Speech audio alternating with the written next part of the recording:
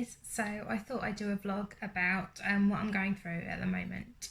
So about 3 weeks ago, I had a massive spike in my anxiety. I felt fluttery and shaky and just generally worried about everything. So I phoned my GP and discussed with her about going up from 50 milligrams to 100 milligrams of sertraline. I was already taking 50 milligrams, so I just needed to increase it again. And we did that. So that was 3 weeks ago. I've been off sick from work since then. Obviously, those people that follow me on social media know that my usual place of work is shut because we can't do rehabilitation with patients. I work on a mental health rehab unit, and our main focus with people is to take them out, and obviously with the lockdown and everything, we haven't been able to do that. So we've closed and we've all been redeployed, which has been really hard because obviously we're not all working as a team, and we're not seeing each other every day, which is pretty crap. I've been working on an older adult ward. The staff there have been really lovely. They've really welcomed me into the group. But unfortunately things have changed quite a few times on that ward. So it used to be a functional ward, which is for people, older adults with issues like depression, schizophrenia, bipolar, that kind of thing, so not dementia, which I thought would be okay. Unfortunately, the day after I started working there, they changed to a COVID assessment ward, so now all the older adults that are coming into hospital have to come to the ward that I'm working on to be assessed for 14 days. They get 2 swabs whilst they're there. If their swab test result is negative, then they can go on to a normal ward. If it's positive, they go to the COVID ward in Bristol. So it's a very, very different place to work. We were until this week segregated down different corridors, and you literally couldn't leave that corridor apart from on your break, and then you had to change your scrubs. So since then, my mood has been pretty rubbish. I haven't been hugely depressed. I've been a little bit depressed, but mostly it's like shaky and feeling fluttery and just worried about everything and kind of frightened about going out. And because of the lockdown, a lot of people haven't been able to do the things that they would usually do. So if I was having a really bad day and I was off work, then I might go to the shops or something, maybe go and treat myself to a coffee somewhere, sit somewhere nice, maybe go see a friend. But obviously I can't do that at the moment, so that really sucks. I put on Twitter that I was going to vlog today about my anxiety, and asked if anybody had any questions, and my friend TJ, who's an audiobook narrator, she sent me a question, which is: how do you adapt when all your coping strategies are axed by the lockdown, fears of infection when going outside? So yeah, I mean, a lot of the things that I would have done previously, I can't do. I don't want to go in a closed shop because, especially somewhere like TK Maxx, which is where I'd usually go, because it's very close and there's lots of people there, and I don't think it's a sensible thing to do at the moment. I don't even really like going to the supermarket because it's, there are people there that don't socially distance, and luckily we can get a delivery every week. We've paid for one of those passes, so we can do that. So I don't have to go shopping very often, but I don't really like going into shops and stuff, so that would be a good distraction for me, but obviously at the moment it's not. I might go to the gym maybe if I was feeling a bit rubbish, but I can't do that because, again, it wasn't open until very recently, and even now I don't want to go because social distancing and all that. I just don't think it's appropriate.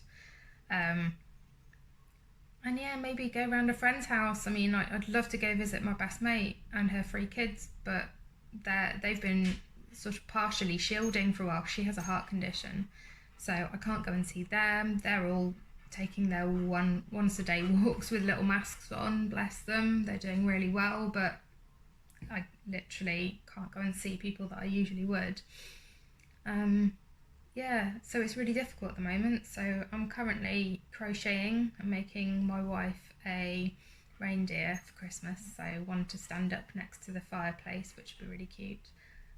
Watching lots of Netflix, keeping myself occupied, and I've also, so at the same time as putting up my meds, the GP that I spoke to on the phone, she gave me a few links for people to access help, specifically for people that work for the NHS, and I clicked on one of them and signed myself up to something called Project 5. So as NHS workers, we get 3 free wellbeing sessions with a therapist. I've had 2 already, and I have a notebook that I was saving for something special, and I've started writing in it. So she gave me homework the first session, so things like write 3 things that you're grateful for at the end of each day, write 3 things that have gone well each day, and I've managed to do that every single day since Monday last week, which was my first session.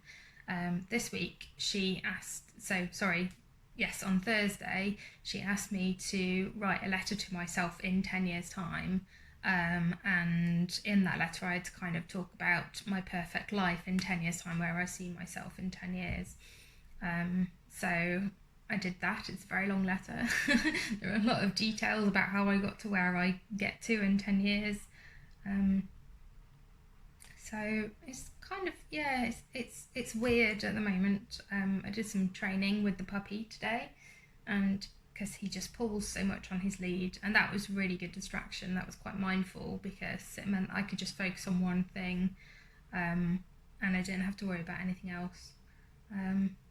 And then, yeah, I guess resting is a thing, you know, sitting in the quiet, playing games on your phone, those kind of things. And then I've spoken to my parents a lot more since last week, which has been really helpful, just to kind of check in with them. They've gone back to work for the caravan club, so everything's very different for them as well. And just drinking plenty and not having any alcohol or anything like that. I also have a problem with my leg. I'm not quite sure what it is. I think it's sciatica, which makes it difficult for me to sleep, because it's my left leg. If I sleep on my left side, then it's painful and blah blah. So I spoke to the GP about that as well, and she's given me some stretchers, or she's told me to use the stretchers that my wife has sent me. She's a paramedic practitioner, so she knows all about it. So she sent me one of the PDFs on the NHS website. It's always a good place to go if you need some kind of advice for something simple. So I know the physio lists at the moment are really long, and you just can't get on them. People aren't being referred. So if there's something like that that you could get off the NHS website, then I would probably advise you to do that, because there's loads of info on there. And ask for help, maybe that would be another good thing to do. Oi, do you mind? I'm making a video. There's no need to bark. So, don't know what Whisper barked at. And just keep yourself safe, because it will pass. You know, it does go away. It's not forever. Especially if you're just waiting for medication to kick in. Sometimes it can feel like a long time, but actually it's not too bad. You just need to wait and keep yourself safe and not expect too much of yourself, I guess. And yeah, all is not lost. Anyway, I guess that's as much as I've got to say. My plan is to go back next Monday to work. I've got my fingers crossed. It should be 4 weeks this week at some point that I've been on the increased medication. So let's see how we do. And I'll leave you with some funny videos of my dogs, because they're having a great time.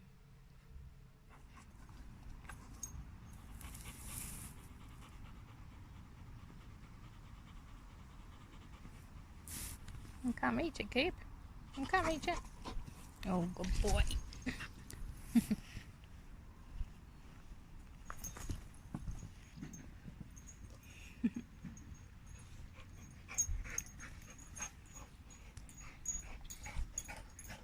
Whispers back.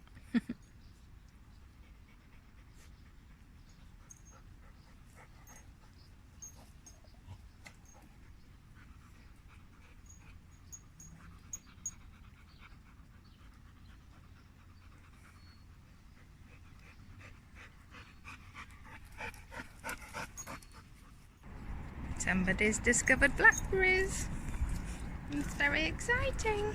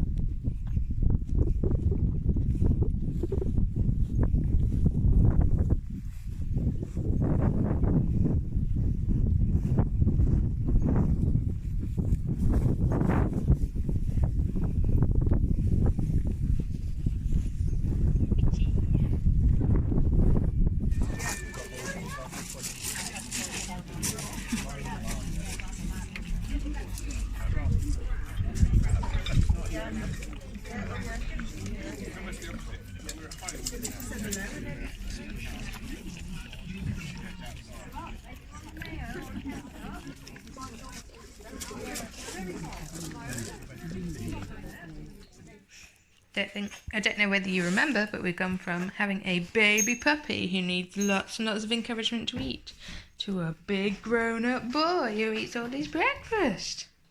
And he was a good boy. You good boy? Yeah. What a lovely clean bowl.